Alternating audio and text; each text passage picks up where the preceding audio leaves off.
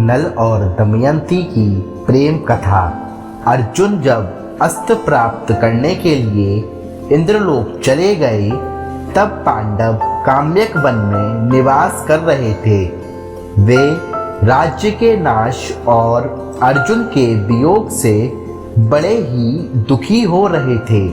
एक दिन की बात है, पांडव और द्रौपदी इसी संबंध में कुछ चर्चा कर रहे थे। धर्मराज युधिष्ठिर भीमसेन को समझा ही रहे थे कि महर्षि बृहस्पति उनके आश्रम में आते हुए दिखाई पड़े। महर्षि बृहस्पति को आते देखकर धर्मराज युधिष्ठिर ने आगे जाकर शास्त्र विधि के अनुसार उनकी पूजा की, आसन पर बैठाया। उनके विश्राम कर लेने पर युधिष्ठिर उनसे अपना वृतांत कहने लगे। उन्होंने कहा कि महाराज, कौरवों ने कपट बुद्धि से मुझे बुलाकर छल के साथ जुआ खेला और मुझ अनजान को हराकर मेरा सर्वस्व छीन लिया। इतना ही नहीं, उन्होंने मेरी प्राण प्रिया द्रौपदी को घसीटकर भरी सभा में अपमानित किया। उन्होंने अंत में हमें काला मृगछाला उड़ाकर घोर वन में भेज दिया। महर्षि, आप ही बतलाइए कि इस पृथ्वी पर मुझसा भाग्यहीन राजा और कौन है? क्या आपने मेरे जैसा दुखी और कहीं देखा या सुना है?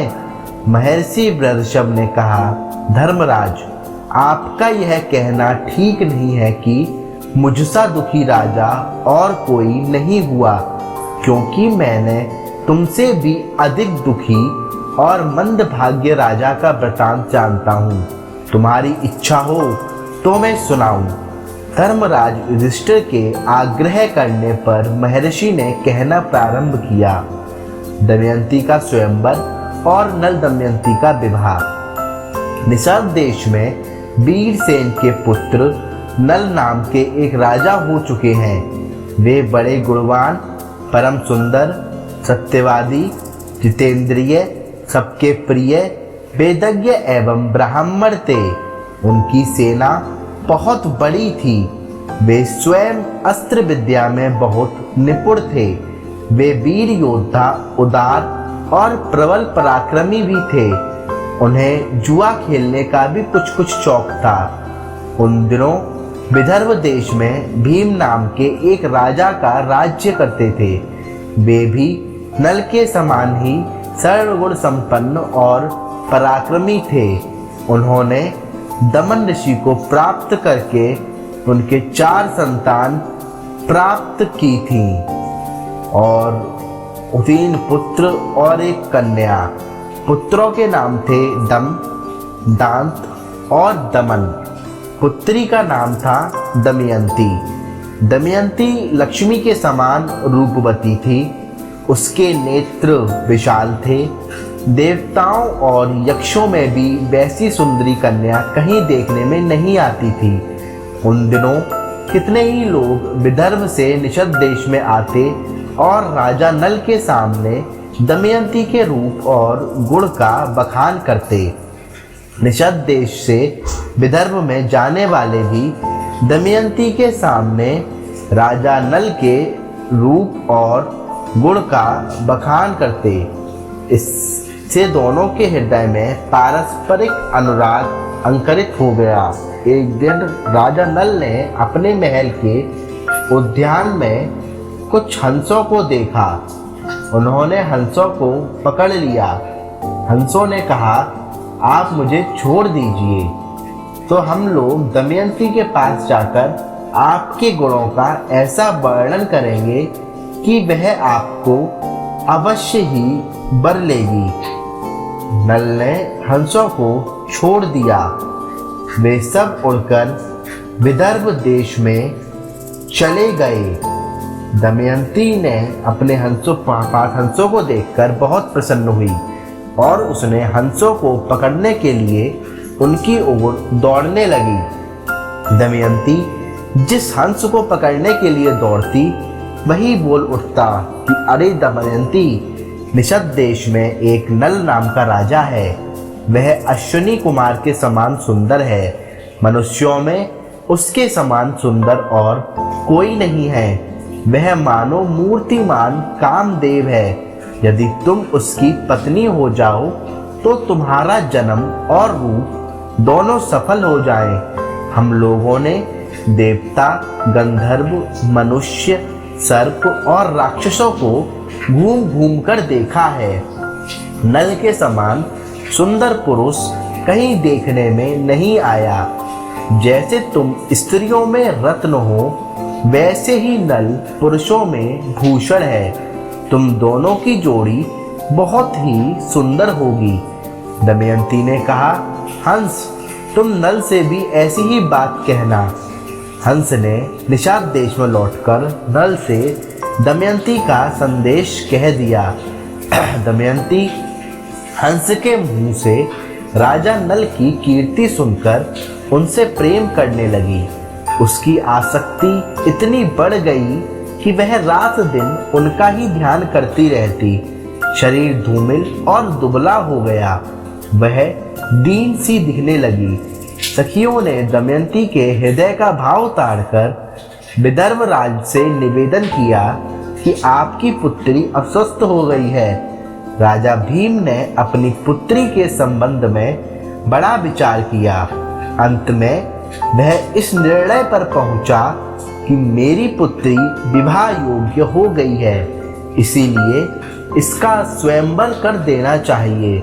उन्होंने सब राजाओं को स्वयंवर का निमंत्रण पत्र भेज दिया और सूचित कर दिया कि राजाओं को दमयंती के स्वयंवर में पधारकर लाभ उठाना चाहिए और मेरा मनोरथ पूर्ण करना चाहिए। देश देश के नरपति हाथी, घोड़े और रथों की ध्वनि से पृथ्वी को मुखरित करते हुए सज धज कर विदर्भ देश में पहुंचने लगे। भीम ने सबका स्वागत सत्कार की समुचित व्यवस्था की। देवर्षि नारद और पर्वत के द्वारा देवताओं को भी दमयंती का स्वयंवर का समाचार मिल गया। इंद्र आदि सभी लोकपाल भी अपनी मंडली और वाहनों के साथ विदर्भ देश के लिए रवाना हुए। राजा नल का चित्त पहले से ही दमयंती पर आसक्त हो चुका था। उन्होंने भी दमयंती के स्वयंवर में सम्मिलित होने के लिए विदर्भ की यात्रा की। देवताओं ने स्वर्ग से उतरते समय देख लिया कि कामदेव के समान सुंदर नल दमयंती के स्वयंवर के लिए जा रहे हैं। नल की सूर्य के समान कांति और लोकोत्तर रूप संपत्ति से भी देवता भी चकित हो गए। उन्होंने पहचान लिया कि ये नल है। उन्होंने अपने विमानों को आकाश में खड़ा कर दिया और नीचे उतरकर नल से कहा, राजेंद्र नल, आप बड़े सत्यव्रती हैं। आप हम लोगों की सहायता करने के लिए दूत बन जाइए। नल ने प्रतिज्ञा कर ली और कहा कि करूँगा। फिर कुछ कि आप लोग कौन हैं और मुझे दूत बनाकर कौन सा काम लेना चाहते हैं। इंद्र ने कहा, हम लोग देवता हैं। मैं इंद्र हूँ और ये अग्नि, वरुण और यम हैं। हम लोग दमयंती के लिए यहाँ आए हैं। आप हमारे दूत बनकर दमयंती के पास जाइए और कहिए कि इंद्र, वरुण, अग्नि और यम देवता तुम्हारे पास आकर तुमसे विवाह करना चाहते हैं। इनमें से तुम चाहे जिस देवता को पति के रूप में स्वीकार कर लो। नल ने हाथ जोड़कर कहा कि देवराज, वहां आप लोगों के और मेरे जाने का प्रयोजन एक ही है, इसीलिए आप मुझे दूत बनाकर वहां भेजें। यह उचित नहीं है कि किसकी स्त्री को पत्नी के रूप में पाने की इच्छा हो, वह भला उसको कैसे छोड़ सकता है और उसके पास जाकर ऐसी बात कह सकता है। आप लोग कृपया इस विषय में मुझसे क्षमा करें। देवताओं ने कहा, नल, तुम पहले हम लोगों से प्रतिज्ञा कर चुके हो कि मैं तुम्हारा काम करूंगा। अब प्रतिज्ञा मत तोड़ो, अविलंब वहां चले जाओ।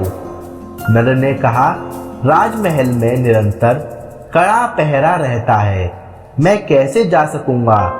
इंद्र ने कहा, जाओ, तुम वहां जा सकोगे।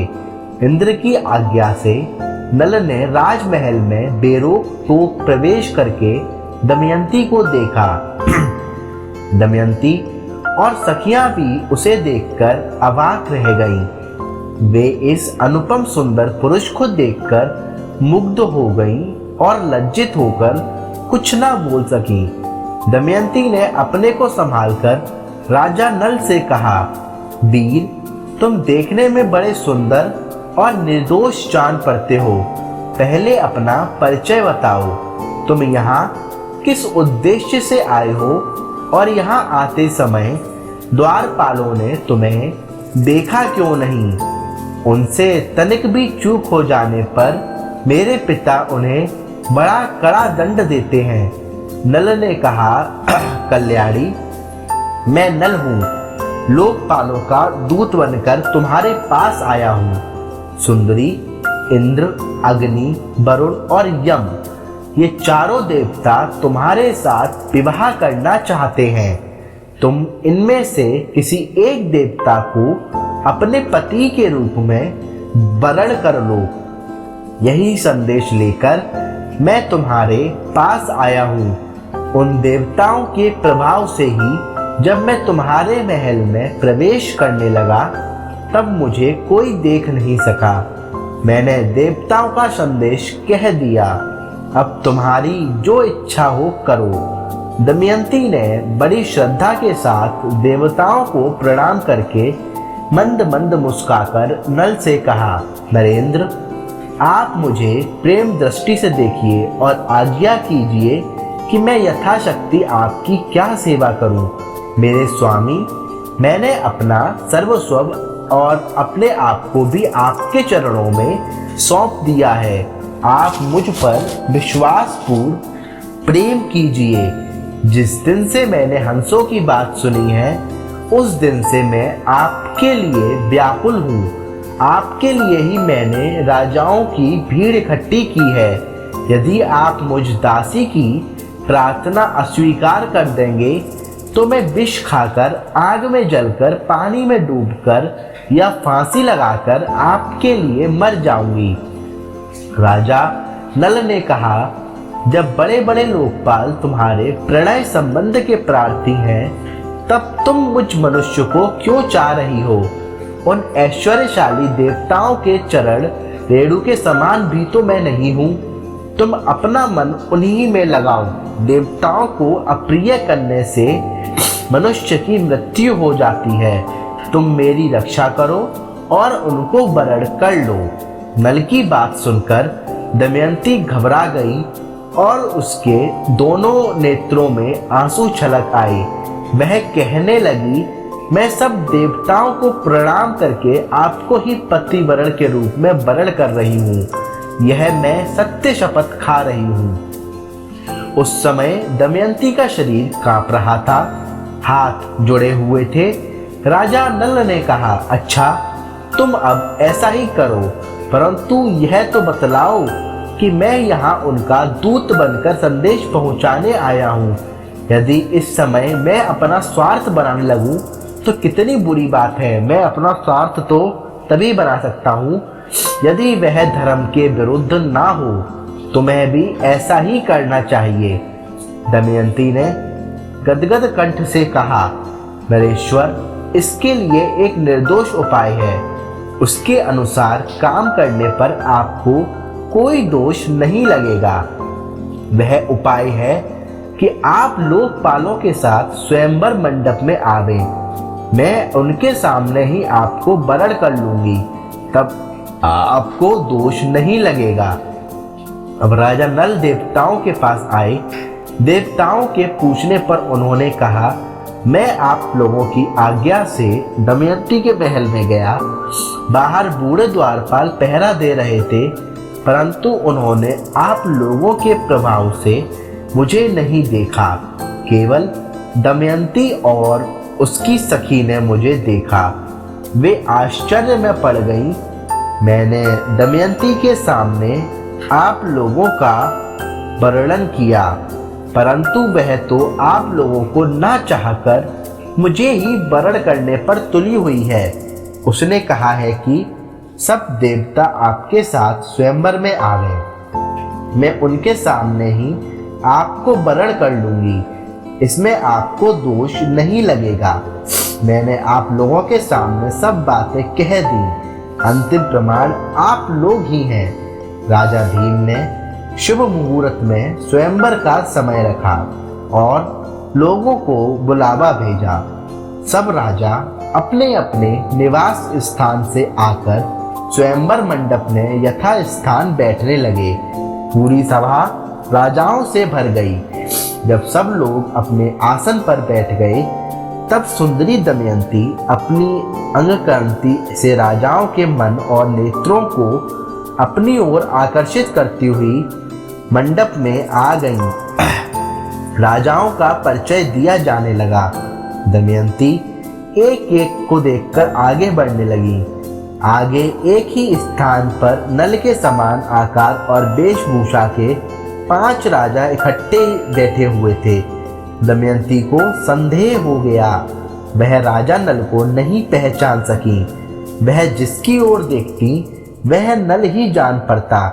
इसलिए विचार करने लगी कि मैं देवताओं को कैसे पहचानूं और ये राजा नल हैं, यह कैसे जानूं। उसे बड़ा दुख हुआ। अंत में दमयंती ने यही निश्चय किया कि देवताओं की शरण में जाना ही उचित है। हाथ जोड़कर प्रणाम पूर्वक स्तुति करने लगी। देवताओं, हंसों के मुंह से नल का वर्णन सुनकर मैंने उन्हें पति रूप से वर्ण कर लिया है। मैं मन से और बाड़ी से नल के अतिरिक्त और किसी को नहीं चाहती। देवताओं ने निस्तेश्वर नल को ही मेरा पति बना दिया है तथा मैंने नल की आराधना के लिए ही यह व्रत प्रारंभ किया है। मेरी इस सत्य शपथ के बल पर देवता लोग मुझे उन्हें ही दिखला दें। ऐश्वर्यशाली लोकपालों, आप लोग अपना रूप प्रकट कर दें, जिससे मैं पूर्ण श्लोक नरपति नल को पहचान लूं। देवताओं ने दमयंती का यह आर्त विलाप सुना। उसके दृढ़ निश्चय, सच्चे प्रेम, आत्मशुद्धि, बुद्धि, भक्ति और नलप्रायता को देखकर उन्होंने उसे ऐसी शक्ति दे दी जिससे वह देवता और मनुष्य का भेद समझ सके। दमयंती ने देखा कि देवताओं के शरीर पर पसीना नहीं है, पलकें गिरती नहीं हैं, उनके गले में पड़ी पुष्पमाला कुम्हालाई नहीं है, शरीर पर मैल नहीं है। वे सिंहासन पर स्थित है, परंतु उनके पैर धरती को नहीं छूते और उनकी परछाई नहीं पड़ती।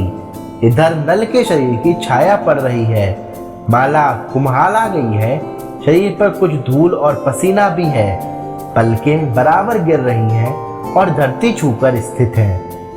दमयंती ने इस लक्षणों से देवताओं और पूर्ण श्लोक नल को पहचान लिया। फिर धर्म के अनुसार नल को वर्ण कर लिया। दमयंती ने कुछ सकुचाकर युगांठ काट लिया और नल के गले में वरमाला डाल दी। देवता और महर्षि साधु साधु कहने लगे। राजाओं में हाहाकार मच गया। राजा नल ने आनंद तरीक से दमयंती का अभिनंदन किया। उन्होंने कहा, कल्याणी, तुमने देवताओं के सामने रहने पर भी उन्हें वर्ण ना करके मुझे वर्ण किया है, इसलिए तुम मुझको प्रेम परायण पति समझना। मैं तुम्हारी बात मानूंगा। जब तक मेरे शरीर में प्राण रहेंगे तब तक मैं तुमसे प्रेम करूंगा। यह मैं तुमसे शपथ पूर्वक सत्य कहता हूँ। दोनों ने प्रेम से एक दूसरे का अभिनंदन करके इंद्रादि देवताओं की शरण ग्रहण की। देवता भी प्रसन्न हुए। उन्होंने नल को 8 वर दिए। इंद्र ने कहा, नल, तुम्हें यज्ञ में मेरा मार्गदर्शन होगा और उत्तम गति मिलेगी। अग्निदेव ने कहा, जहां तुम मेरा स्मरण करोगे मैं वहीं प्रकट हो जाऊंगा और मेरे ही समान प्रकाशमय लोक तुम्हें प्राप्त होंगे। यमराज ने कहा, तुम्हारी बनाई हुई रसोई बहुत मीठी होगी और तुम्हें अपने धर्म में दृढ़ रहोगे। वरुण ने कहा, जहां तुम चाहोगे वहीं जल प्रकट हो जाएगा। तुम्हारी माला उत्तम गंध से परिपूर्ण रहेगी। इस प्रकार दो वर देकर सब देवता अपने लोकों में चले गए। निमंत्रित राजा लोग भी विदा हो गए। भीम ने प्रसन्न होकर दमयंती का नल के साथ विधि पूर्वक विवाह कर दिया। राजा नल कुछ दिनों तक विदर्भ देश की राजधानी कुंडलपुर में रहे। उसके बाद भीम की अनुमति पाकर वह अपनी पत्नी दमयंती के साथ अपनी राजधानी लौट आए। राजा नल अपनी राजधानी में धर्म के अनुसार प्रजा पालन करने लगे। सचमुच उनके द्वारा राजा नाम सार्थक हो गया। उन्होंने अश्वमेध आदि बहुत से यज्ञ किए। समय आने पर दमयंती के गर्भ से इंद्रसेन नाम के पुत्र और इंद्रसेना नाम की कन्या का जन्म हुआ।